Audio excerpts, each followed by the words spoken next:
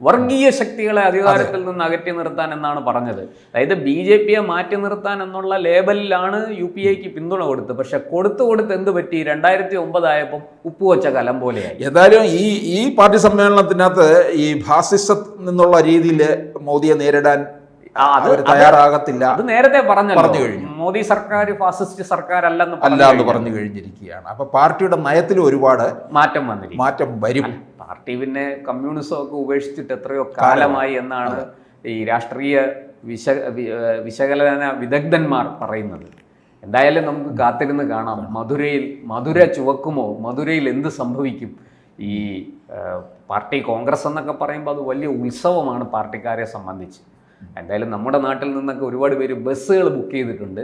അത് പാർട്ടി കോൺഗ്രസ് ഉദ്ദേശിച്ചാണോ അതോ മധുര മീനാക്ഷി ദർശനത്തിന് വേണ്ടിയിട്ടാണോ എന്നുള്ളതാണ് നമുക്ക് നാളെ തൊട്ട് കാണാൻ സാധിക്കുന്ന കാര്യം.